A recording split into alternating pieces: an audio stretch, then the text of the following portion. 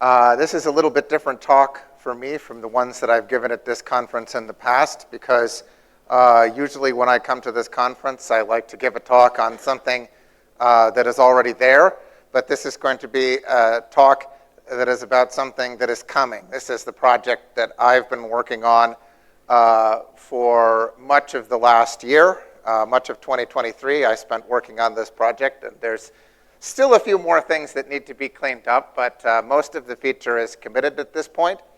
The main feature got committed to the PostgreSQL master branch in December of last year.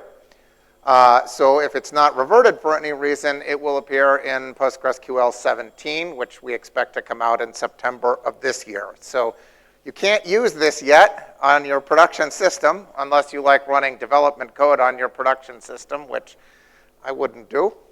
But I always like to include this disclaimer when I'm talking about work that is not released yet, because things can change. Somebody can find a horrible bug in the feature and the whole thing can get reverted, or somebody can say this thing needs to change or that thing needs to change. So we don't know what will happen.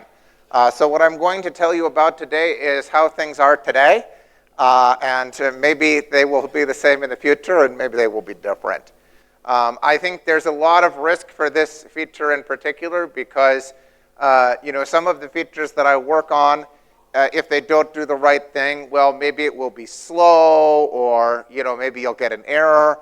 But here, if there's any problem with incremental backup, it will eat your data. Your data will be lost. So this is a very sensitive feature, and I've worked hard on it to try to get all the bugs out, but there are probably still some bugs, and it's going to take some time to find those and fix them.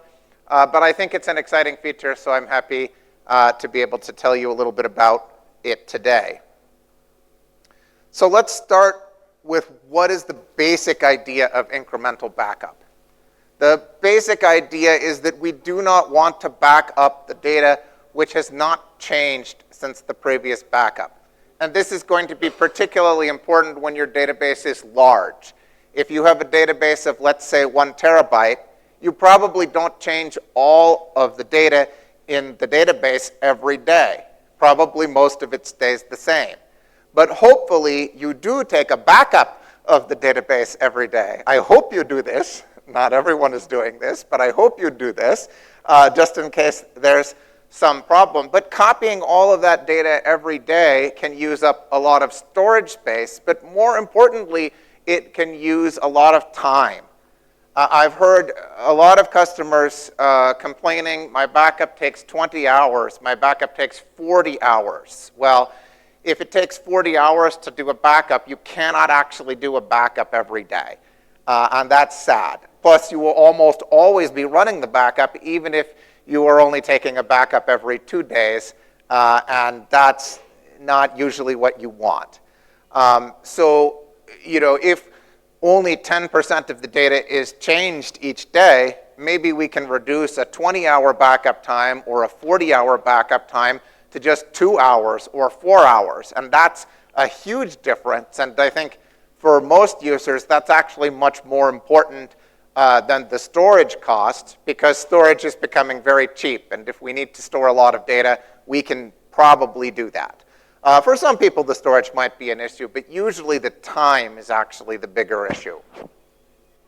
But in order to make this idea work, this incremental backup idea work, we are going to need some way of knowing what data has actually changed. If we want to copy the data which has changed and leave the data which has not changed, we will get it from some earlier backup, then we need some way of knowing what has and has not changed.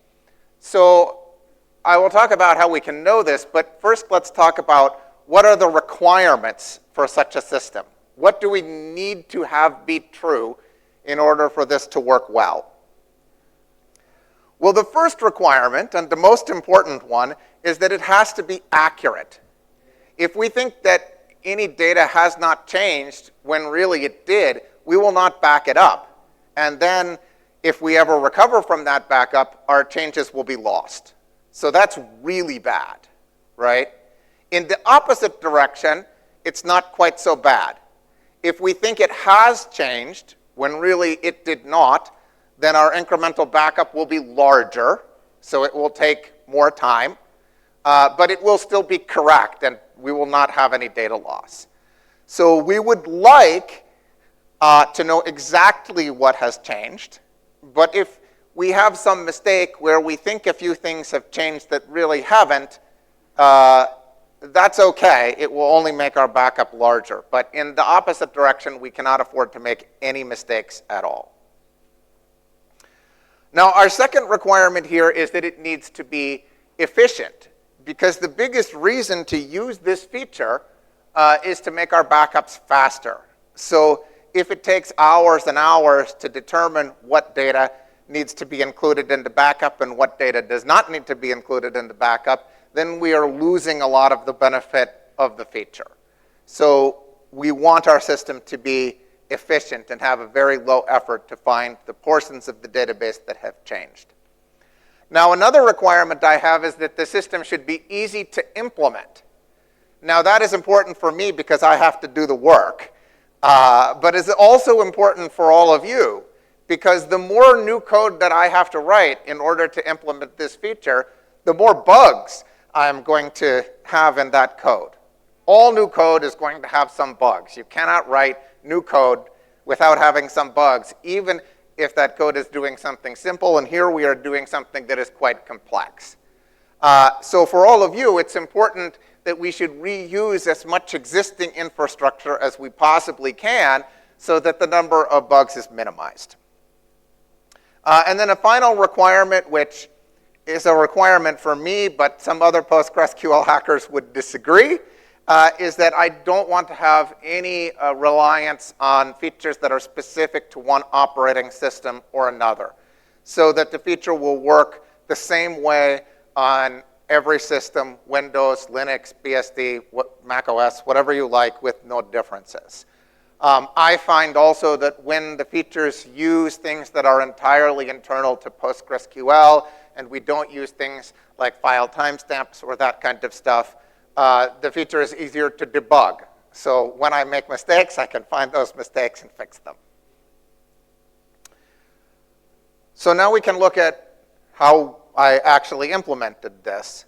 I noticed that PostgreSQL's write-ahead log contains all of the information that we need about which blocks within the database have been modified. And what's really good about the write-ahead log, we call it WAL, for this purpose, is that it's already very, very widely used. We use the write-ahead log for crash recovery. We use the write-ahead log for your physical standbys, for streaming replication. We use the write-ahead log for point-in-time recovery. Even for logical replication or logical decoding, we are using the write-ahead log. So if there are any bugs in the write-ahead logging system, they are already affecting lots of other things. And probably there are too many, because since it is so widely used, we would be likely to notice those bugs and find them and get rid of them. So relying on, there's also existing debugging tools like pgwaldump and pgwalinspect, which is also really good in case we have any problem. But there is one major problem with using the WAL that is a big issue for us, which is that it's really big. If you have a busy system, it's going to generate tons and tons of WAL. You cannot even keep all of that WAL stored on your PostgreSQL server where you are taking these backups, because you will fill up the disk. And even if you did have enough storage space there, it would take too much time to read all of that WAL. So we need some way to make it faster. And the way that I did that is we add a new WAL summarizer process, which will read the WAL as it's generated, and it will produce WAL summary files that contains only that information which is required for incremental backup. So everything in the WAL that is only needed for some other purpose, we can leave that out. We take only what we need for the incremental backup, and then we squish that down as small as we possibly can. And in fact, those files are very small, and they are very cheap to generate. So that works actually even better than I thought it was going to. So how can you use this new wall summarization feature? Mainly, you only need to change one configuration setting. There's a new configuration setting called Summarize Wall. The default is off, and in order to use this feature, you need to change that to on. And then you just need to reload the configuration. A full server restart is not required. You only need to reload the configuration. So that's good. There's a second setting that you can optionally adjust, and that is called Wall Summary Keep Time. And this needs to be more than the time between your previous backup and your incremental backup. So if you are taking an incremental backup today, based on some backup that you did yesterday, then Wall Summary Keep Time needs to be more than 1 day. Somebody said, Peter Eisentraut said, well, maybe somebody will want to take an incremental backup today based on some backup that they took last week. So then you would need Wall Summary Keep Time to be more than 7 days. So the default is 10 days, which I think is quite a lot. If you have not taken a backup in more than 10 days, why are you taking an incremental backup? You should really be taking a full backup at that point, and also don't wait that long, please. Don't do that. But if for some reason you need to make this more or less, you can do that. We also have a new debugging tool called PG Wall Summary, which makes it possible to look at the contents of the wall summary files and see exactly what information is contained there. So again, you can tell that I'm very worried about bugs. I want to have tools to understand exactly what has happened in the case of any difficulty. So we have this new debugging tool here to help us with that. Now, once we have summarized the wall, how do we actually take an incremental backup? So the main thing to understand here is that we want to only copy the data which has changed since some previous backup. But which previous backup? You might think it's always going to be the last backup that we took, but that doesn't need to be the case. That's not required. And people sometimes want to do different things. So here is an example. Say on Sunday, we take a full backup. Then on Monday, we take an incremental backup. And it needs to contain all of the changes since Sunday, because that is the only previous backup that we have. But then what about when we take another incremental backup on Tuesday? Should the incremental backup that we take on Tuesday contain everything that has changed since Monday? Or should it contain everything which has changed since Sunday? Some people are going to want one thing. Some people are going to want the other thing. It's okay to want either one. Nobody is wrong here. This is an opinion question. So we need to be able to say, since which previous backup will be our reference backup, compared to which previous backup are we copying, what has changed. So in order to do that, you specify that you provide the backup manifest file from the previous backup. Every backup by default contains one of these backup manifest files. If you are using a newer version of Postgres, certainly you will have that in 17, but also the last couple of releases, we still had that. So here I show the examples from the previous slide in the form of PG-based backup commands that you can run. So first, at the first bullet point, I show how we can take a full backup. The argument to -d is the directory. So that first full backup is going into a directory, and the name of the directory is Sunday. Also here, because we are just testing, I have specified -c fast, which says that this backup should be taken with no delay. So if you are on a busy production system, maybe you don't want to use -c fast because it will put some load on your server that you may not want. But if you are just testing, you may want to use this because otherwise you may be sitting there and waiting. Now, then when we go to take the the incremental backup on Monday, we need to use the new -- incremental flag. And as an argument to that flag, we give the file name where the previous day's backup manifest, the previous backup's manifest is stored. So since we put the backup in the directory called Sunday, the backup manifest will be Sunday/backup manifest, and we're going to write our incremental backup into a directory called Monday. Then on Tuesday, we have two choices. We can either pass the backup manifest from Sunday again, as shown in the first command there, or in the second command, we can pass Monday's backup manifest, and then we'll have changes included in the backup compared to whichever manifest we specify. Now, what information do we actually get from the backup manifest? What is stored there that helps us? Well, remember, we are determining what has changed using the wall, using the write-ahead log. And the write-ahead log does not have any time, or at least our wall summary files do not have any times in them. So we do not know from the wall summary files what time any backup was taken. We only know the position within the wall, which we call LSN. And the backup manifest contains the LSN where the previous backup was taken. So by being given the backup manifest, we know the LSN where the reference backup began, and then we know that we need all the wall summary files since that write-ahead log position. So that is the main thing that we need from the backup manifest. But we also get a list of all the files that were included in the previous backup from the backup manifest. And initially, I thought maybe that wasn't required, but it turns out to be necessary in order to sort out some corner cases.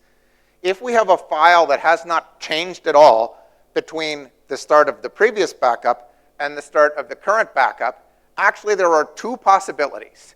One is that that file was there at the time the previous backup was taken, and still it's identical. And the other possibility is that file was not part of the previous backup at all, but it was created after the current backup started. If it was created between the start of one backup and the start of the current backup, then from the wall summary file, we would know that. We would know this file is created.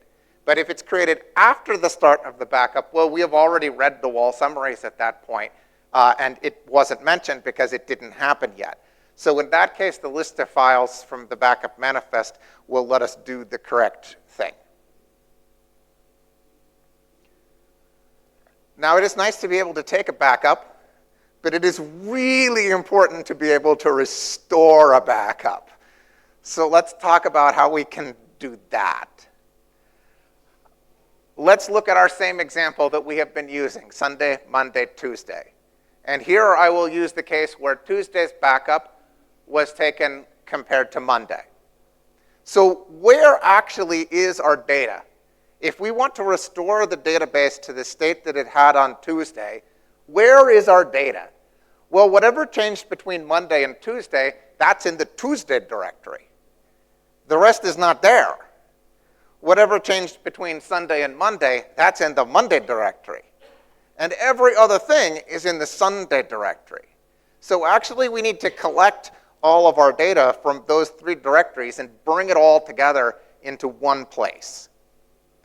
So in order to do that, we use a new tool, also added as part of this incremental backup work, called PG Combined Backup. And we need to give it all of the directories where some of our data is in the correct order, starting with the oldest and going up to the newest. And then we say -O for output, and we provide the name of a result directory where our full backup is going to get written. So this will pull whatever data is required from each input directory, and it will write everything to the output directory. It will also do a lot of sanity checks because it wants to make sure that you have not done something wrong. And if you did do something wrong, it wants to tell you what you did wrong so that you will not think, Robert Haas is really dumb. But instead, you will know that you have made a mistake. So when we get this full backup, what can we do with it? Well, we can do with it any of the same things that we can do with any other full backup. But the really important thing here is recovery is still required. when you take any full backup using PG-based backup in PostgreSQL, database recovery needs to happen after that. And just because you used incremental backup doesn't mean that step is removed. Instead, an additional step is added. Everything that you would have to do anyway, you still have to do, only PG combined backup has to be done first. So you might need to create recovery.signal or standby.signal. You might need to set up primary coninfo. You might need to set up restore command. You might not need to do anything. It depends on whether you have write-ahead log files included in your backups. And it depends on whether you're trying to create a standby or do point-in-time recovery, or it depends on the scenario, and I can't go into all the possible scenarios in this talk. But just remember, you don't get to skip any steps here. One thing that's kind of cool about this PG combined backup tool is that you can break up the operation into multiple steps. So before we saw PG combined backup Sunday, Monday, Tuesday, output to Tuesday full. But we could also PG combine backup Sunday, Monday, and write the result to Monday full. And then we could do PG combined backup Monday full and Tuesday, and write the output to Tuesday full.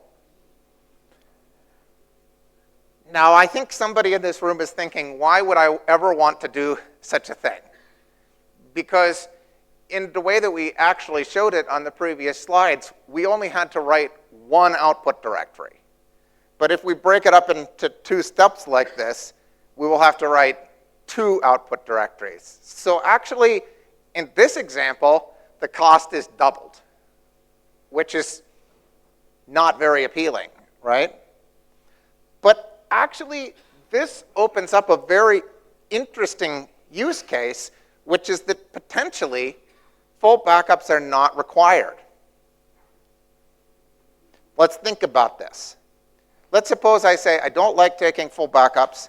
It's no fun. I'm only going to take an incremental backups. So every day, I will take an incremental backup using the previous day's backup as the reference backup. So every day I will get a backup that contains the changes between yesterday and today. What problem am I going to have? Well, actually, I will have only one problem, which is that eventually I will have to keep too many backups, right? And if I need to do a restore, all of those backups are going to need to be passed to PG combined backup. So if I take a full backup one day, and then every day after that for a year, I take an incremental backup based on the previous day, and then I need to do a restore of my latest backup, I need to pass 365 backups on the command line to PG combined backup. That probably isn't going to work well. I probably don't want to store all of those backups. I probably don't want to manage all of those backups and make sure there's no corruption and all those things. I don't want to have that many backups floating around.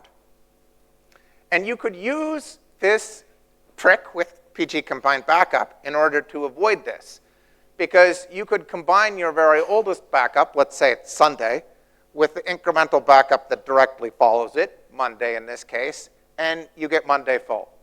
Then you remove the original Sunday and Monday, and you move Monday full's backup in place of your original Monday backup.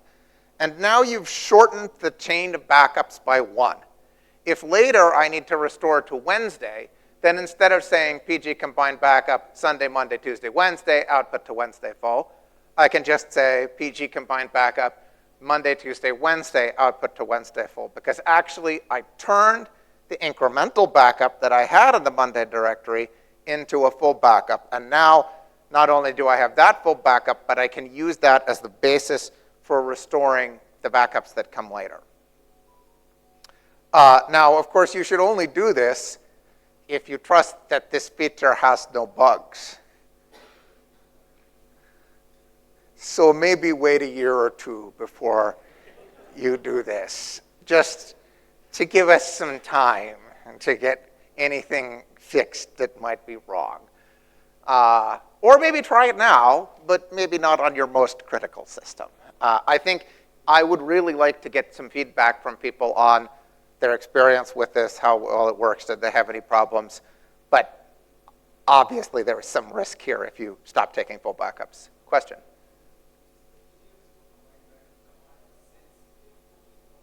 Yes, the PG combined backup requires that the backups be in the exactly correct order. You have to start with the full backup and then do the incremental backups from oldest to newest.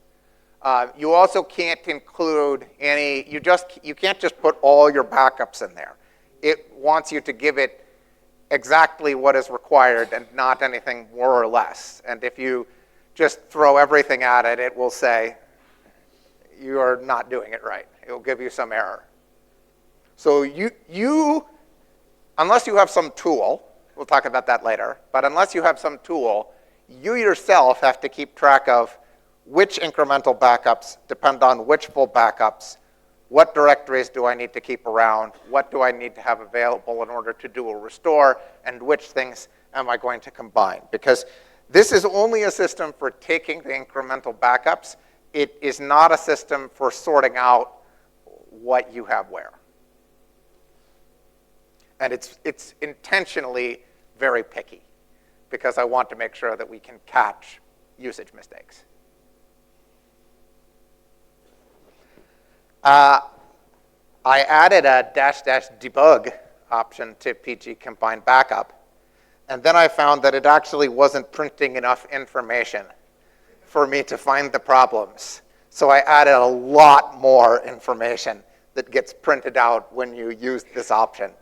So if you try out this feature and something unexpected happens and your data seems to be corrupted, and you ask me, how can I find the problem? I'm going to say, can I please see the output with --debug? Because then probably I will be able to sort out exactly where things have gone wrong.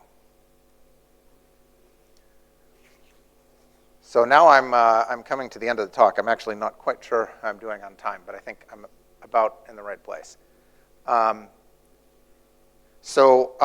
just talk a little bit about future directions here, because whenever you do any work like this, some big project, people always say, well, what's the next thing? What is left to be done? So one thing that needs to happen is the tools, as I was just mentioning a moment ago in response to the gentleman's question, need to be extended to support this. Because it's going to have an impact on retention policies in particular. If you say I want to retain all my backups for 1 month, right now that's all you need to do. But with this feature that won't work, because then you might throw away the full backup. Well, you still have the incremental backup, but you cannot use that incremental backup for anything without having the full backup. So the tool is going to need to understand the relationships between the backups, and currently they don't, because this feature is not released yet and didn't exist until very recently. So that part of the work, I think, is probably going to be mostly outside of PostgreSQL itself, in the tools. Sometimes people say, maybe we should have tools like this in core. Maybe, but actually this kind of stuff I think is quite good to do outside of core. It lets different people take different approaches. Not everybody has to like the same tool or do all of the things in the same way. I think this backup management stuff can be effectively done outside of core, and that's pretty nice, as opposed to something like incremental backup, which is very deep into the guts of everything, and I think that fits better into PostgreSQL itself. Another thing that is sort of an obvious gap here is that PG combined backup has a number of different scenarios that we could potentially support, but right now we don't support. So for example, it supports directory format backups, but not tar format backups. And if you're storing your backups in the cloud or someplace where you don't want to have a million little files, you're very likely to be using tar format backups. So this limitation could require you to do extra steps. You might need to download your tar files and then extract them to produce a directory format backup, and then after that run PG combined backup. So it would be nicer if PG combined backup could work directly on your tar files. And it would be even nicer still if it could work on your tar files while they are still in the cloud, so that you don't first have to download them and then extract them. But I did want to get the project done before the release shipped, so these features are not included, and maybe we can add them in a future release. All right, that is it for the main presentation, but I can take questions in whatever time we have.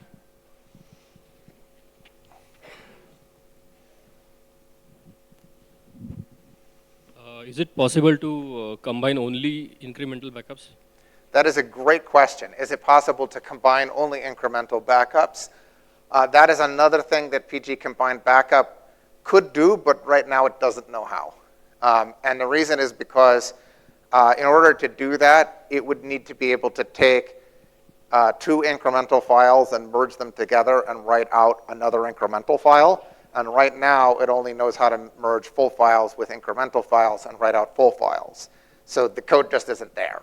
So it would be a good thing to have, but code's not written. Thank you.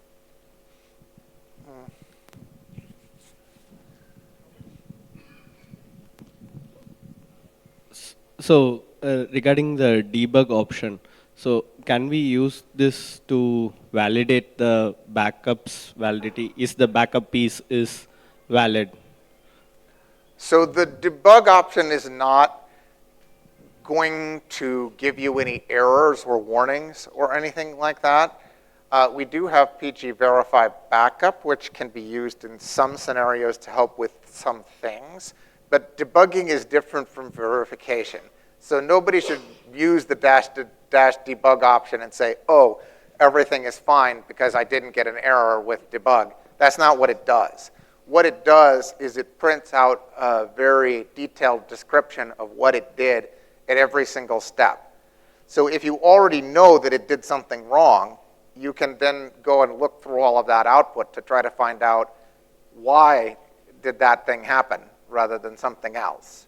But it's not going to be like if you use debug, then suddenly you'll find problems that otherwise wouldn't have been discovered. All of the error checks in PG Combined Backup are enabled at all times. So if it detects a problem, it's always going to give you that error. Adding --debug won't help with that. The only thing it will do is print out all the details of what is happening at each step so that somebody can try to figure out if something went wrong, what exactly caused it to go wrong.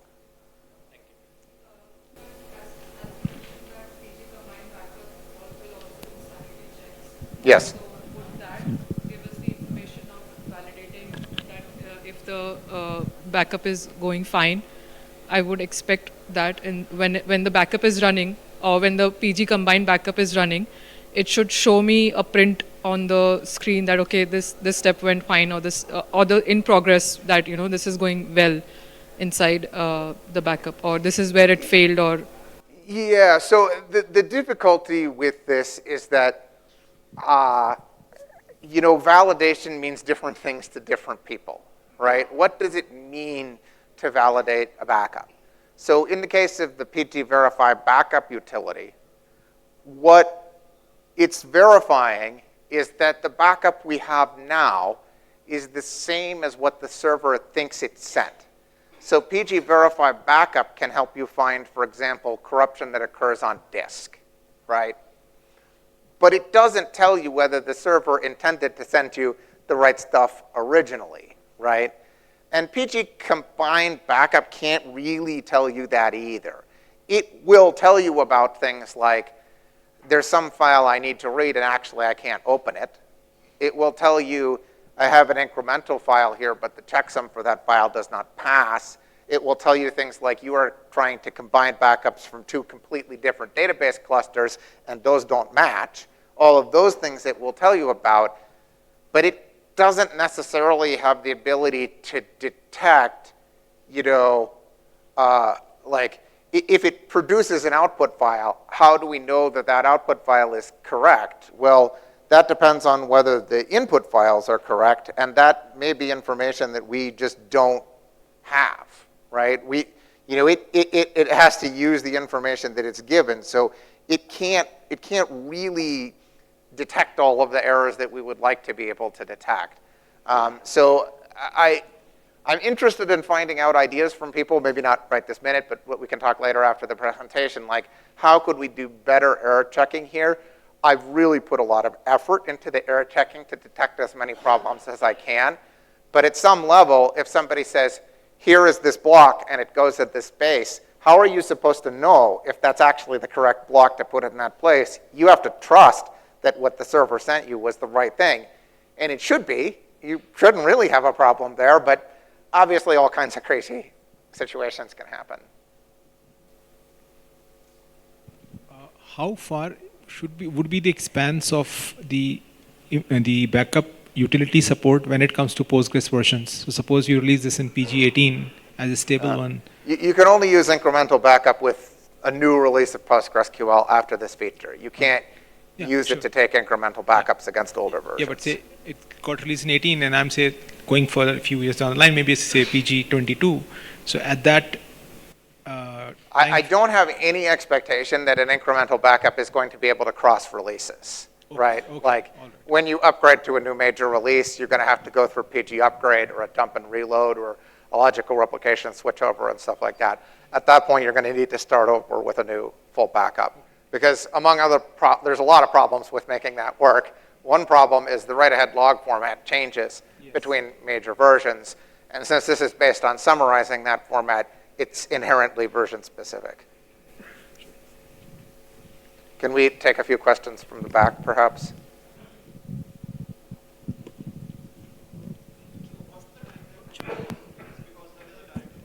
Please either wait for the mic or speak a lot more loudly. What's the time that combined backup takes? Because that has a direct impact on the restore times that customers will see. Of course, the time that is required for PG combined backup is going to depend on your hardware. Now, I did make an effort to make it smart. So let's say you have a full backup and it's 1 terabyte, and you have an incremental backup and it's 500 gigabytes, half a terabyte. Now, you run PG combined backup, and the major thing that determines the time is going to be how much data do we have to read and write. And what PG combined backup actually does is it builds a map of where each block needs to come from for each file, and then it reads only those blocks. So it's not going to read the whole 1 gigabyte and then the whole half gigabyte and then write everything out, right? It's going to read only the parts from each, only the blocks from each backup that are actually required. So the total amount of I/O should be more similar to the size of the output than the size of the sum of the inputs. So I think it will be pretty fast, but it's a lot of I/O. If you're using this on a big database, you're writing out a big directory, how fast is your disk, you know? Okay, I'm told that is all the time that we have for questions. So thank you very much. I can take individual questions afterward, but we are concluded on this session. Thanks.